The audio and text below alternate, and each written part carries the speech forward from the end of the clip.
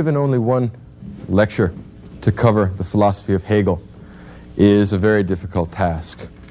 It's so huge, so comprehensive, so exhausting as simply to follow Hegel's lines of reasoning and to plow your way through Hegel's books makes it a kind of a difficult project. Woody Allen once said that he had gone to a speed reading class and he learned how to read War and Peace in 45 minutes. And when he was finished, he said it was about Russia. I have some of the same feelings about teaching you Hegel in the next 44 minutes. You're going to find that it's about the world. It's about history. It's about everything. And all philosophies are about everything, if they're any good at all. So it's not especially illuminating to find out that it's about the world. It's about what is and stuff like that. So let me take as my point of departure the idea of spirit, in German Geist. It's central to Hegel's philosophy. It's central to his conception of reasoning, to his conception of history, to the big topics in Hegel's thinking. Now, Geist is translated in English as spirit.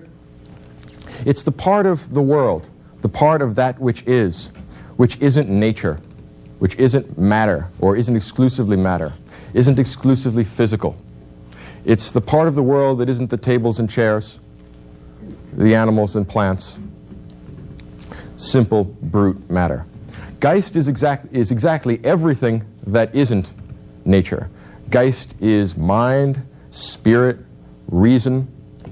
And it'd be worthwhile to consider the origins of the word Geist. It comes from German roots, and it has the same roots as two words that are in contemporary English. One is gist, as in the gist of an argument, the kind of logical center, the logical marrow of a series of thoughts.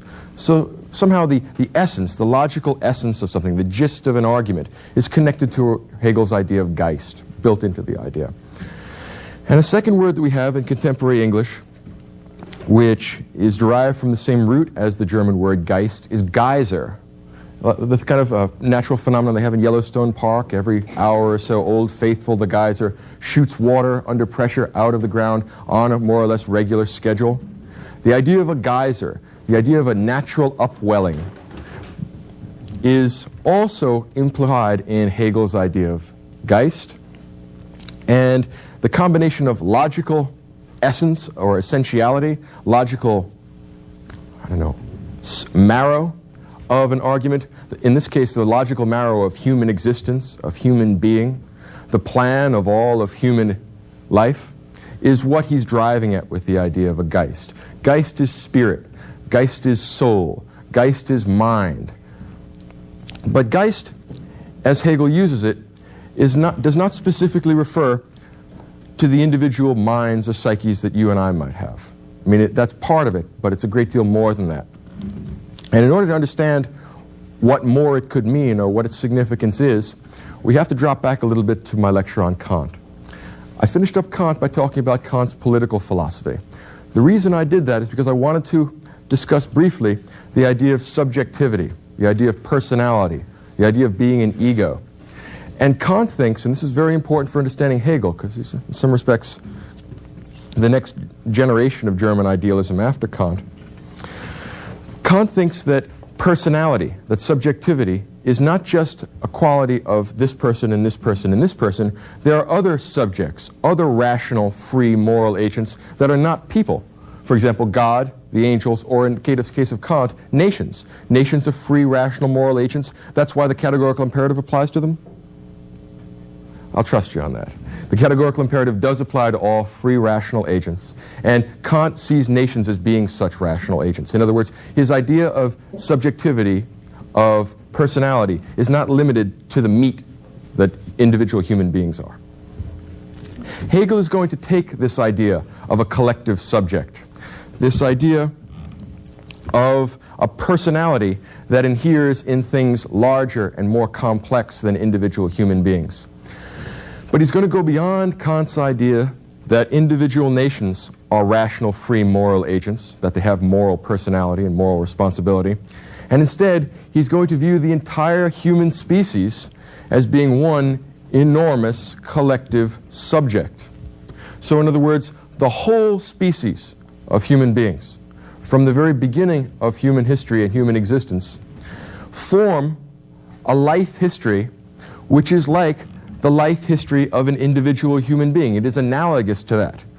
What this means is that the phases of human history are analogized, and I think more than analogized, actually identified with the phases of development in an individual human being.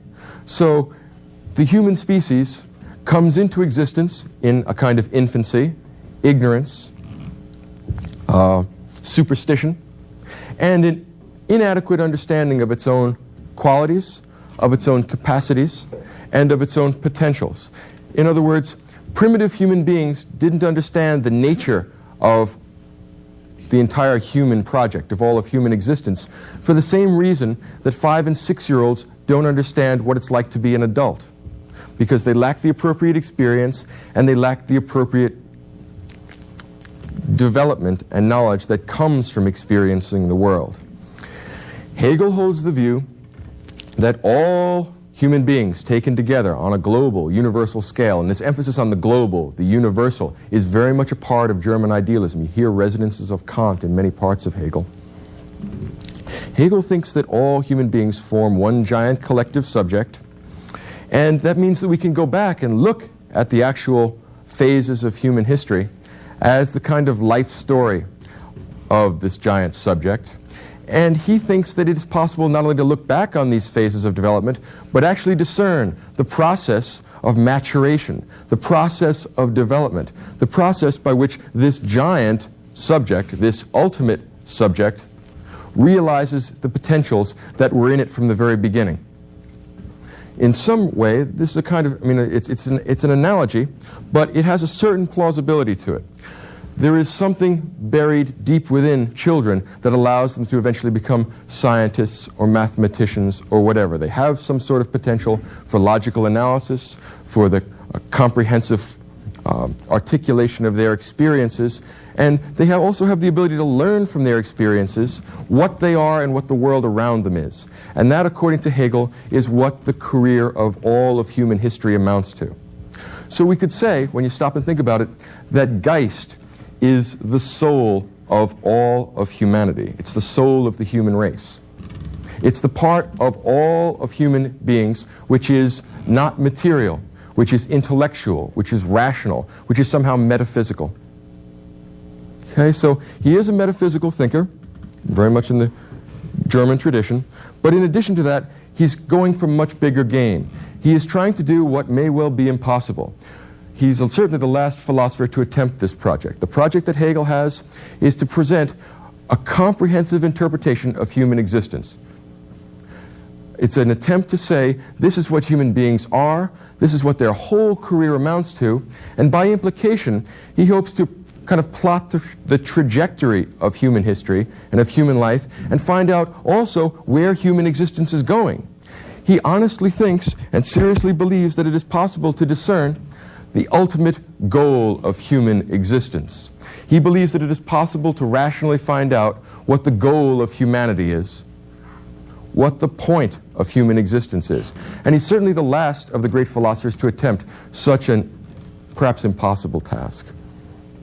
Now, we found when we studied Kant that in some respects, Kantian moral theory is a way of taking the biblical moral theories, the idea that we ought to do unto others as we would have them do unto us, of taking the golden rule, of taking essentially Christian ethics, and putting it in a kind of formulation which allows it to be intellectually respectable in the age of idealistic philosophical systems. In other words, Kant takes Christian morality and provides a justification for it which is independent of Scripture, but which is viewed as being essentially complementary to Scripture. There's no conflict between Scripture properly understood through right reason and the results that we get when we apply reasoning to questions like the categorical imperative, the questions of universal morality and universal ethical judgment. Well, Hegel is going to do something analogous. Hegel wishes to take not Christian ethics, but Christian eschatology, the idea that there will be an end of the world that the end of the world is part of God's universal plan for all human beings, and essentially dip it into the vocabulary and into the patterns of thought characteristic of German idealism. So where Kant takes Christian morals and gives it a logical foundation, a logical connection to the trends of Enlightenment thought, what Hegel does is take the idea of an end of the world, of a millennial change in the human condition, where there'll be a reconciliation between God and man.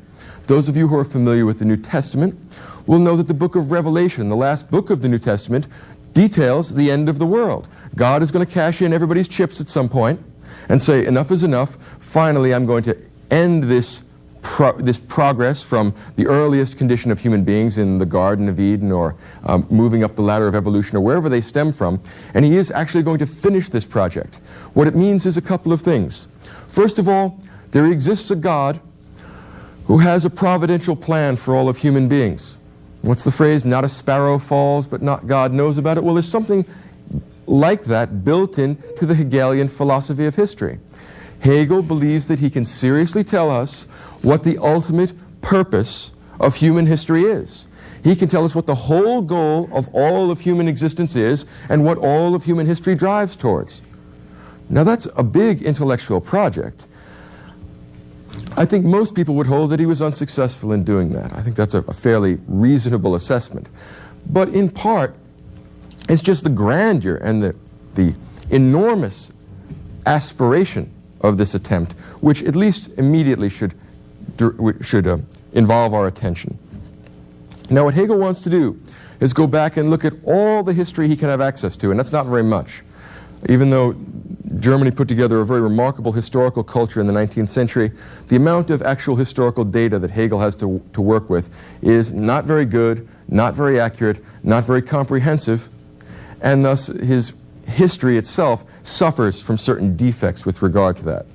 But he does think that he sees the broad general outlines in the progress of human beings. Progress is central to Hegel's conception of history, and his conception of history is central to his conception of philosophy. What he adds to the rationalism and idealism of the German Enlightenment is the idea of history. He has freedom and rationality existing in space and time. He brings down the world of metaphysics, in other words, and puts it here in the realm of physics. It's not that there aren't two worlds, a metaphysical and a physical realm, it's just they seem to beautifully overlap. There's a sort of pantheism in Hegel, which you also see in Tolstoy, for those of you who know Tolstoy's novels, where there's a vast kind of oceanic feeling that you get, and you come away with the feeling, if you read War and Peace, that God is really running everything and that we're all just atoms in this vast flux, this vast pattern, put together according to some rules that we ourselves are incapable of completely discerning. Well, Hegel kind of holds that view, except that he believes that he is completely able to discern these, which is, again, perhaps the vanity of the philosopher, but give him credit just for the project that he attempts. Now, when we're dealing with Hegel's philosophy of history, what we're going to be dealing with is the Geist, the human soul, the human spirit. How did it get to be the way that it is? And how is it that we can account for the fact that the Geist used to be different? That human self-consciousness, that human society, that human culture, all of which are expressions of the Geist, incidentally, that it develops and that it changes.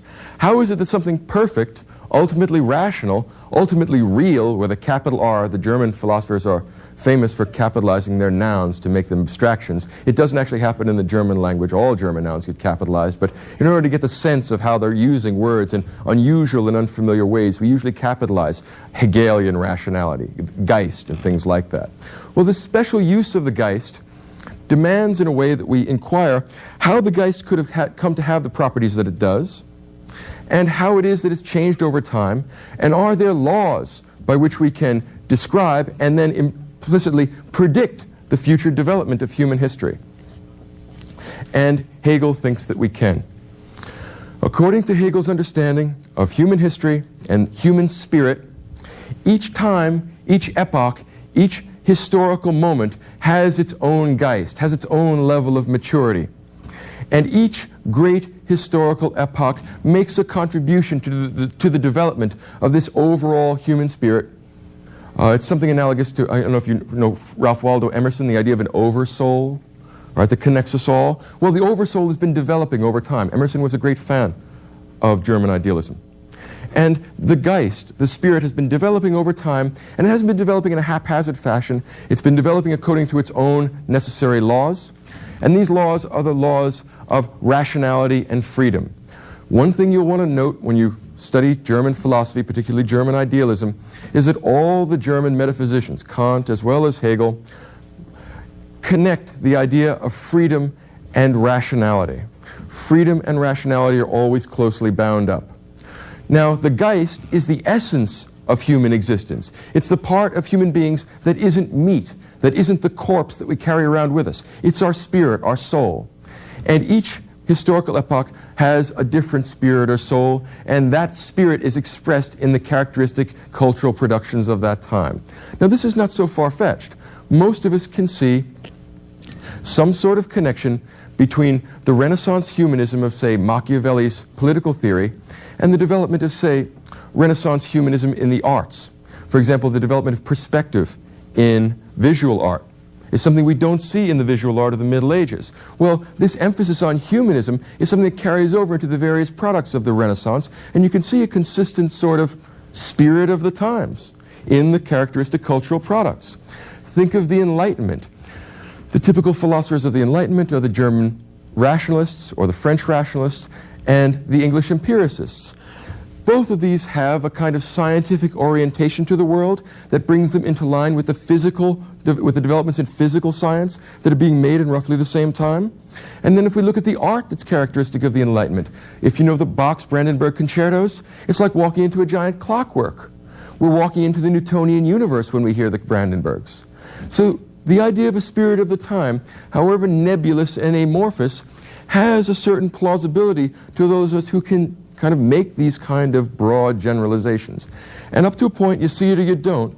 But I think most persons can get a sense that common intellectual concerns, common intellectual questions interact with each other and influence each other in the same concrete historical moments. So we have these abstract ideas of moving our intellectual orientation, say, from God to nature, which is characteristic of the Enlightenment. Well, you can see those concerns not just in physical science, but also in political science, in moral theory, and also in visual art, in music, in all the cultural products. And the cultural products of our society are the expressions of its spirit. We often, in kind of everyday terms, talk about things that are consistent with the spirit of the times and inconsistent, that seem out of step with the times. Well, what we're really saying there is that it doesn't seem consistent with the general trend of the culture and its orientation. It's not so far-fetched. Hegel takes it a long way, but this is basically what he's talking about. Now, the idea of a spirit of the times means that there's one spirit that all of these kind of coalesce into. And what that is the universal mind of humanity, the soul of humanity. And it turns out that the soul of humanity, that the spirit, is becoming progressively more knowledgeable, both about the world around it and about itself. As spirit, which is the kind of general, collective, universal human soul, becomes more conscious of itself, it becomes more conscious of its essential characteristics.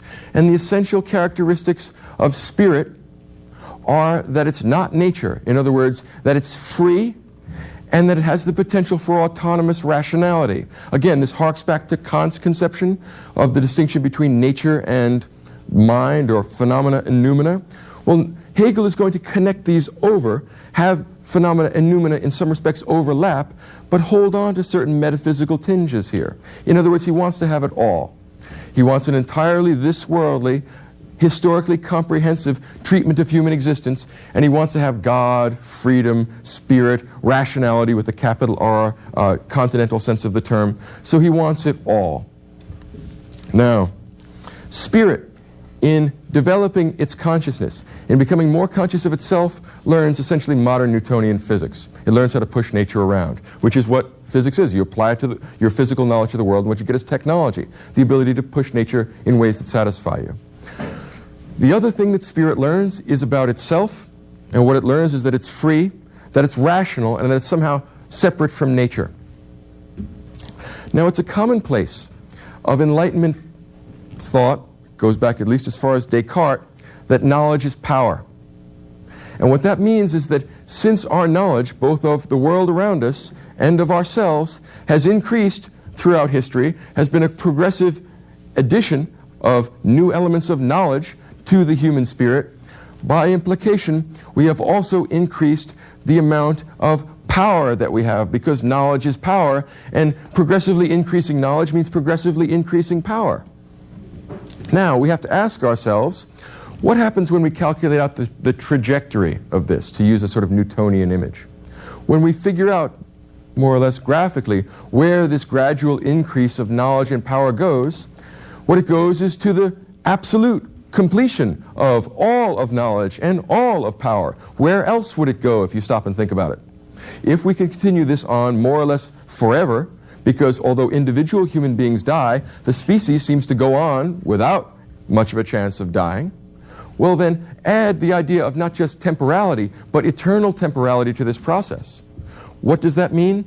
It means that human beings are progressing in self-consciousness, which means that they are progressing in their knowledge of themselves and the things around them, which means that they are gradually increasing their knowledge, which means that they are gradually increasing their power, and the final limit, the final end, the ultimate purpose of human existence is the finishing of this project of increasing our knowledge and our power. Now there's a being that's all knowledgeable and all powerful. You may have heard of him. It's God.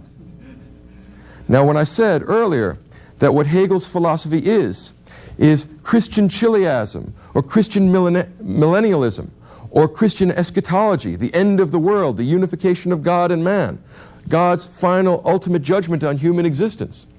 Well, what Hegel has done is taken that idea and said that he has rationally discerned the ultimate pattern of all of human existence. All of human culture, all the products of the human mind and spirit gradually allow us to climb the ladder of self-consciousnness.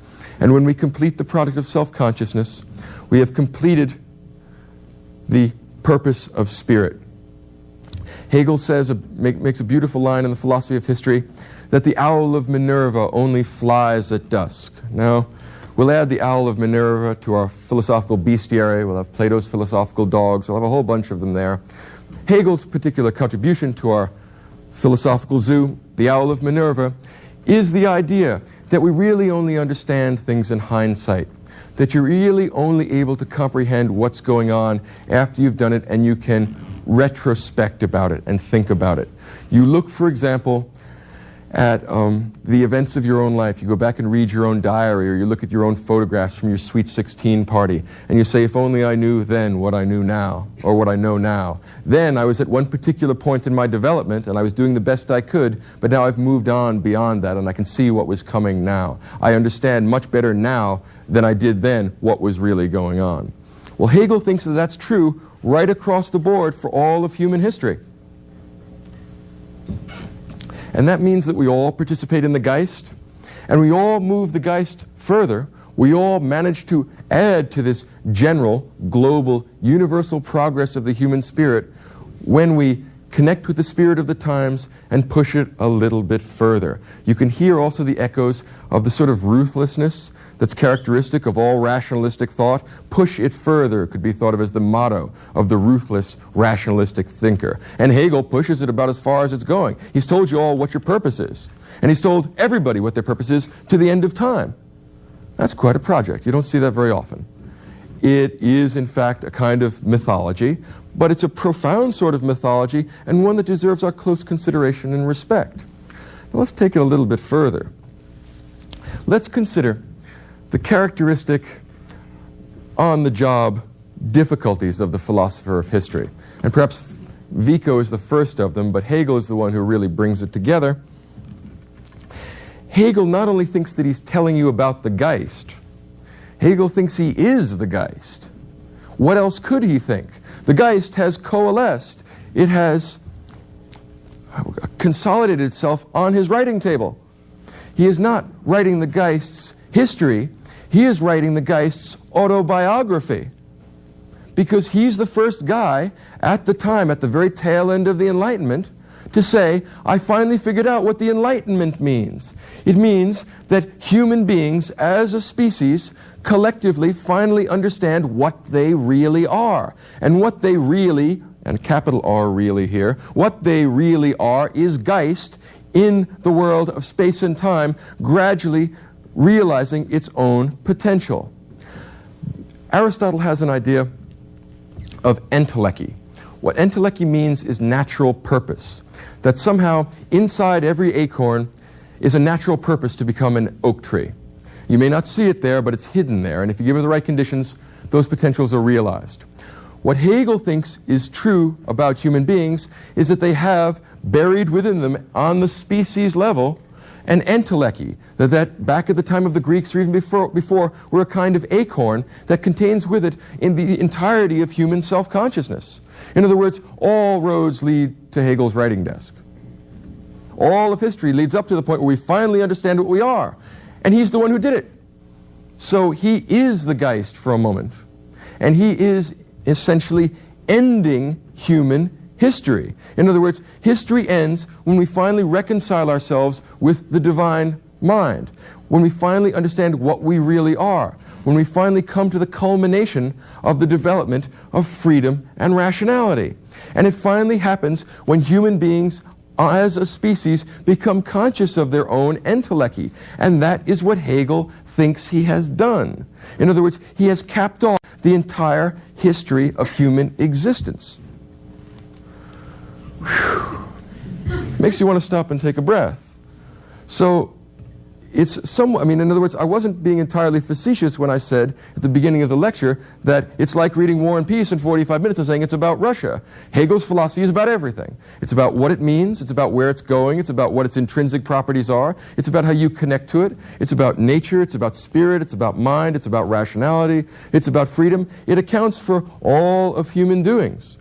It accounts for the rest of human development as well. Hegel has been an enormously influential thinker. Those who objected to the metaphysical, essentially Kantian elements in Hegel, give it a new twist later on in the career of philosophy. They adopt a materialistic naturalism, which tries to discern the progressive laws of history based upon a one-world, naturalistic ontological orientation. This is called Marxism. Right? Marxism, in that respect, is an extension of the Hegelian project of discerning what the ultimate laws of historical development are. The difference between Marxism and Hegelianism is this. Hegel thinks that there are no laws of history in the sense of causative laws which makes one thing happen in a determinate way after another. Those are the laws of nature. The laws of history are not the laws of causal determination. Again, here's a Kantian difference. We're splitting the world into phenomena and noumena. The laws of history are the laws of freedom, the laws of rationality. Human beings do not do the things they do because they have to in a determinate, causal, physical, necessary way. They do it because that's their nature, that's their potential. There is something free and rational in human existence, in human society, that is begging to get out. And over time, as human beings come to know what they are, as they come to know what their intrinsic purpose is, they become more divine, they become freer, they become more rational, and they're climbing the ladder of progress. We finish this when we finally understand that this is what the human condition is. That we are essentially not just spirits in a material world, but we are part of a giant spirit, which is the only thing in existence that is not nature. You can see kind of Tolstoyan elements here. Those of you who are familiar with War and Peace, especially the second epilogue of War and Peace, the idea essentially that was articulated by Emerson, we lie in the lap of an immense intelligence. Well, we not only lie in the lap of an immense intelligence, we are a part of that immense intelligence. We reconcile God and man when we finally realize the potential that human beings have buried within them by nature. And realizing this potential is coming to our own self-consciousness. And we finally come to our own self-consciousness only when we understand the career of spirit in human history. It's a remarkable intellectual achievement. I think, to be honest, it is more poetic than it is logically satisfactory. general totalizing discourses have gone out of fashion in a skeptical age. And certainly one of the difficulties with it is that it is essentially Christian theology. It is essentially the idea that that the ultimate purpose of human existence is the reconciliation of God and man. It is that thought given a new logical form. So it has been very influential, and the difficulty that people have repeatedly had with it is that it seems too closely associated with mythology. The attempts to create a naturalistic approach to human progress and human history will wait the middle of the 19th century. Marx will attempt to do it, and in some respects, all of the evolutionary naturalism that we find in the philosophy of the 19th century is a part of this Hegelian attempt to bring into philosophical consideration history and the process of human development. What Hegel shows us is a big turning point in the history of Western philosophy. The turning point comes from the fact that we have changed our orientation. Back in the time of Aquinas in the Middle Ages, our primary concern was with God. All real intellectuals spent most of their time thinking about theology and trying to organize their thinking about God. Theology is foundational as an intellectual project for the thinkers of the Middle Ages. After the Middle Ages kind of wane, the Summa Theologica is here. There's not a lot more we can do with that. If Thomas Aquinas doesn't want to take it any further, I don't see anybody that really wants to finish off the book. So instead of continuing God as our central intellectual focus, what's characteristic of the Renaissance, and particularly characteristic of the Enlightenment, is an increasing movement in our focus from God to man, or in the case of the Enlightenment, from God to nature. Nature is the big target of the Enlightenment. Nature in terms of our physical theory, nature in terms of our moral theory, nature in terms of our political theory. That's why social contractarianism and the state of nature are big parts of Enlightenment political thought. Hegel represents a new twist to that. Instead of having nature be his fundamental intellectual concern, his foundational problem, for Hegel and for many of his devotees, and also for the people that criticize him, for his critics in the 19th century, their primary concern will not so much be with nature as it will be with history. All of the great intellectual or most of the great intellectual movements of the 19th century were concerned with articulating some sort of architectonic plan to human history. We've done a pretty good job with nature. By the time we've wrapped up Newtonian mechanics, there are still things to do. We can add Maxwell's equations and things like that in the 19th century. But for the most part, the big concern of the 19th century is not tidying up physics. They've done a pretty good job with that. The big concern is history. So utopian socialists, guys like Comte and Fourier, are people who are interested essentially in ending history. They said, look, the previous centuries, the previous societies, the previous governments, and the way they've treated human beings has been a scandal, has been a disgrace. We have now gotten to an enlightened state of consciousness where we can put together a new society, where we can abolish that earlier history and have true human relations and a truly human world. Marx's philosophy is shot through with that idea, that the Industrial Revolution makes possible a new epoch in human history, which is fundamentally different from all the other phases in human history. In some respects, although Hegel is not a widely cited philosopher today, and even though very few people would describe themselves as practicing Hegelians, he is the most important thinker of the 19th century because he throws into play the big intellectual ball of the 19th century, the problem of history. Even in some respects, Darwin, with his naturalistic orientation, will be concerned with not just connecting human beings to nature, but with also explaining human history from a naturalistic point of view, adding the idea of time, of temporality to our logical categories. That's what Hegel does, and that's what makes Hegel so important. In that respect, he is the scientific thinker or the philosopher of the 19th century. He's the last person to actually try and tell us what the meaning of history is, to explain what the whole significance of human life, what the purpose of human existence is. And if he fails at that, he's still significant because of his later intellectual influence. We now are 5 or maybe 6 generations separated from Hegel, and still, every one of those generations since Hegel has been concerned with the end of the world, essentially, with the end of human history. And here I don't mean end in the sense of the end of my lecture or the end of the movie. I mean the end in the sense of the purpose. And once we achieve this purpose, once we realize this purpose, then we can turn the corner and live the life of true felicity. We can totally change the world. It seems to me, for example, that Marxism and all of utopian socialism is an attempt to do this. It seems to me that most of the reforms of the late 19th century, things like social Darwinism, are also attempts to fundamentally change our conception of human history and to bring into being a new, more rational, and in that respect, more free society. To fundamentally change history, or to change society because the earlier history is different from what we have now. Think of the apocalyptic elements in things like Woodrow Wilson's War to End Wars. It's the millennium. And Woodrow Wilson was more than aware of the German philosophical tradition. He himself is an intellectual idealist. The war to end wars, the First World War for that generation, they thought of it as essentially a secular apocalypse. And this connects back into the millennial elements, the chiliastic elements in Hegelian philosophy of history, and it also connects back to the idea that us now have finally broken free of the earlier constraints. We're the first new generation. The problem is that the first new generation has been around now for 5, maybe 6 generations, ever since Hegel. As a matter of fact, every generation since Hegel has been ending history. They did it in the 19th century. They did it in the beginning of the 20th century. Think of something like Daniel Bell's End of Ideology in the 1950s at the end of the First World War. It's the end of history. I would also say that modern intellectual trends and practices are, with varying degrees of comprehension, the heirs to Hegel's end of history argument.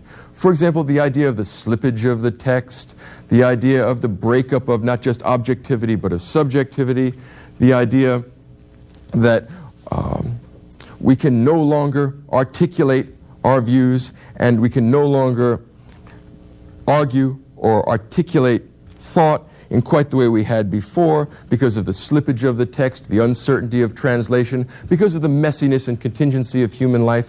What I think that amounts to in thinkers of the 1980s and 90s, and I bring this in because somebody in one of my lectures last weekend talked about deconstructionism and talked about what was the other? Derrida, I believe it was. It seems to me that all of these arguments are essentially disguised end-of-history arguments, that something fundamentally different and new and important is happening to us right now that makes us totally different from all the other generations who have been stuck and enchained to the earlier traditions of Western philosophy. The problem is that this is nothing new. We've been doing this ever since Hegel. And in that respect, all of these end of history, or these crypto end of history arguments, are in fact homage to Hegel.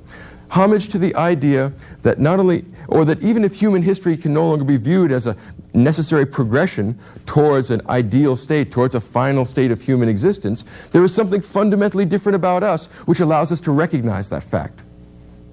Well, the idea that we fundamentally turned a corner with us sounds like it's real new and really exciting, and it thrills undergraduates when you tell them stuff like that. My point is that it is probably at least 150 years old. And when you stop and consider that, it takes a lot of the sting and I think a lot of the force out of the rumors that Western philosophy and the Western intellectual tradition has declined on account of the decentering of speech and things like that. In fact, we've been decentering things, we've been ending the world, we've been turning the corner, we've been starting something totally new for a century and a half now. And that most of the people who think that they are breaking this new ground are actually traveling well-worn paths and changing the vocabulary with which they articulate that. And not only that, but most of them don't recognize that fact, and if you pointed out, or if you told them that most of this is implicitly Hegelian, they would laugh at you and say that you don't understand, and I suspect that this is a misapprehension, not just characteristic of our own culture, not just characteristic of our own time. Ever since Hegel gave us the idea that history had a meaning and that all of human existence has some cohesion to it, everyone has felt that they were in a privileged position of knowing that they were somehow at the end of this. It has to do, as I said with Hegel earlier, with the occupational hazards of being a philosopher of history. Every philosopher of history cannot help but believe that the history of philosophy leads up to them thinking about the history of philosophy. What else would it lead up to? it leads right up to here and now, and what I'm doing here and now is thinking about the history of philosophy and also the philosophy of history, and it turns out to be me.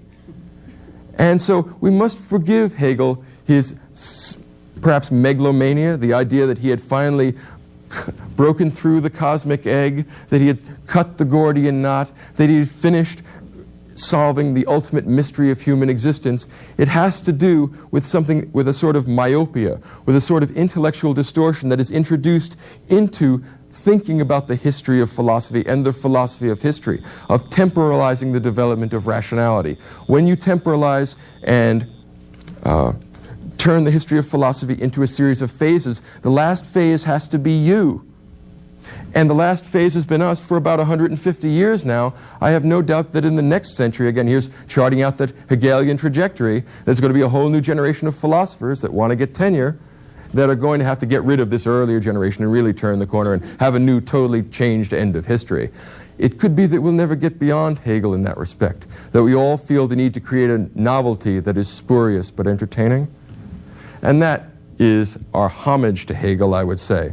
So, even if it is a little presumptuous to explain the true reconciliation of God and man, even if it's just a tad implausible to write the Geist's autobiography, to actually be the Geist, all of our intellectual concerns and all of the intellectual concerns since the time of Hegel have been one way or another dealing with his legacy, either by accepting it and trying to reformulate it in such a way as it's consistent with the dominant intellectual trends of the time, and what could be more Hegelian than that, or rejecting it and saying that we've totally changed the corner and we have to throw out all this Hegelian stuff. And what could be more Hegelian than that? Either way, they're stuck with Hegel, and for all the limitations, for all the poetry, for all the kind of metaphysical lapses in it, it's the last great attempt to articulate the meaning and the significance of all of human existence. He tells us that we are all one, not just in the flesh, because we're not all one in the flesh, we come and go, but we are all one in the spirit. It's the final kind of apotheosis of Christian theology, which is dressed up in the clothing of enlightened political and social and historical theory. And for that reason, Hegel is perhaps the last and perhaps the greatest of the synthesizers of the tradition of Athens and Jerusalem. You may never guess it by reading in because it looks like more technical, dry German philosophy. What it really is a poetic attempt to explain to everybody what it all means. It's what people think philosophers do for a living. Well, the last one that actually tried to do that for a living was Hegel, and for better or worse, we're living with his legacy and probably will never get beyond it. Homage to Hegel.